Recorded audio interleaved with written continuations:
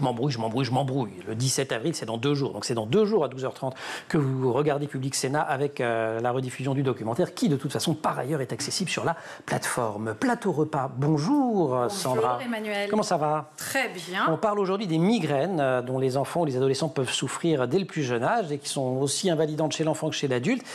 Elles nécessitent, ces migraines, une réelle prise en charge qui est adaptée aussi bien en termes de traitement que d'accompagnement. Et vous, en tant que diététicienne et nutritionniste, vous avez quelques éléments de réponse. Mais on va quand même commencer par définir la migraine. Oui, on va définir la migraine. Alors surtout chez l'enfant, c'est très particulier. Bon, une migraine, on a mal à la tête, de manière très intense, qu'on appelle des céphalées.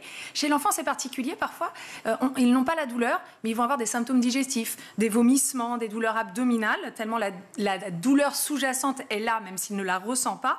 Le problème, c'est quand l'enfant ne parle pas. Parfois, c'est très difficile de diagnostiquer. La migraine qui peut être une maladie chronique. Tout à fait, c'est un trouble neurologique chronique qui est assez courant. Donc encore une fois, ce sont des crises de maux de tête normalement intenses.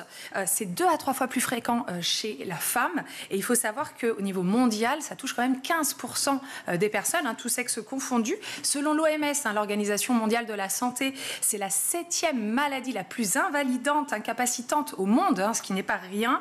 Et il faut savoir qu'il y a des facteurs génétiques, des facteurs environnementaux comme le sommeil, l'activité physique, et il y a des pistes alimentaires. Ouais, et pas vraiment de traitement en plus. Donc, alors pas vraiment de traitement, il n'y a pas de traitement curatif de la migraine. On va jouer sur ces facteurs environnementaux pour réduire la fréquence, pour réduire la sévérité des crises. Et donc d'où l'intérêt de s'intéresser à l'alimentation. Voilà, allez, on y va. Je suis là, effectivement. Alors on a remarqué que le fait de faire des repas lourds ou de manger à des horaires irréguliers aurait tendance à provoquer des migraines chez les personnes sensibles, bien évidemment. Les régimes, on vous dit de supprimer certains aliments, notamment le sans gluten. Alors oui, attention à ça. Parfois, on va entendre dire sur les réseaux sociaux et autres qu'il faut supprimer le gluten pour supprimer la migraine.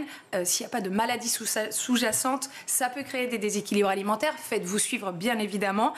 Ça n'a pas fait ses preuves, en fait. Il n'y a pas de des données scientifiques suffisamment solides pour dire oui, on enlève le gluten et c'est magique. Donc, faut faire attention. Des conseils qui donnent notamment par le centre anti-migraine de l'Hôtel-Dieu à Paris, c'est-à-dire qu'il faut commencer par tenir un journal de bord pour comprendre sa migraine. C'est un bon conseil, ça? Journal de bord, pour moi, c'est une meilleure façon de faire. Journal de bord, qu'est-ce que ça veut dire? On note ce qu'on mange, on note le moment de la survenue des symptômes, et parfois on peut faire un lien avec ou des événements de la journée ou de l'alimentation. Et là, il y a des choses qui reviennent. Il y a des choses qui reviennent. Alors attention, l'aliment peut parfois avoir un effet 24 heures après. Donc c'est aussi la problématique de détecter. C'est une vraie enquête de détective. Et donc, qu'est-ce qu'il y a comme suspects habituels? Alors, suspects habituels, on va avoir l'alcool, les fromages très affinés, le chocolat, les charcuteries, les poissons fumés, les sodas allégés à base d'édulcorants. Donc ça, déjà, ça peut vous donner quelques pistes.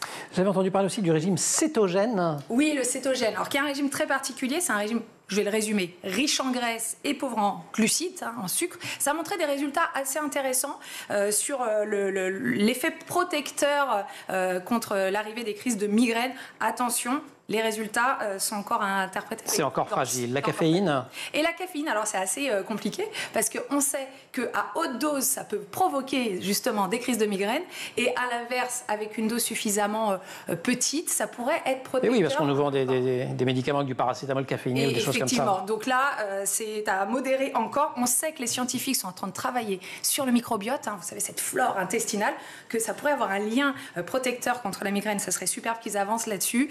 Et le message clé, on va dire, ce qu'on retient quand même, régularité de l'alimentation, sommeil, activité physique, attitude, on mange comme il faut, et on consulte des professionnels. On n'écoute pas tout et n'importe quoi. Oui, on n'écoute pas les charlatans et on se décroche de temps en temps des réseaux sociaux, sauf quand c'est pour vous y retrouver. Ça, bien sûr. Sandra, merci beaucoup pour tous ces excellents conseils. Anne, merci de nous avoir accompagnés pendant toute cette émission. On insiste vraiment sur un point. On a parlé vite fait des AESH dont on parle régulièrement sur la chaîne. Oui, il y a un petit problème, notamment dans les collèges, c'est qu'il y a le PIAL qui en fait...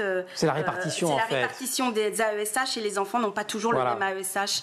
Et ça, c'est problématique. Et pour certains troubles, notamment quand ils sont autistes. Et voilà. Votre documentaire repasse donc ce mercredi, c'est à 12h30 sur Public Sénat, l'antenne, et il est dispo en replay sur publicsénat.fr et aussi sur la page YouTube de Public Sénat. Merci beaucoup Anne, merci Sandra, merci aussi à toute l'équipe de l'émission. Laure Audemont au maquillage, Marine Plantec à la préparation de l'émission, assistée par Pénélope Day. Elles sont en régie aujourd'hui avec au son Thibaut Goury-Lafont et Alice Pitavi à la réalisation. Vous restez sur School TV, vous nous retrouvez nous en permanence sur Internet et sur les réseaux sociaux.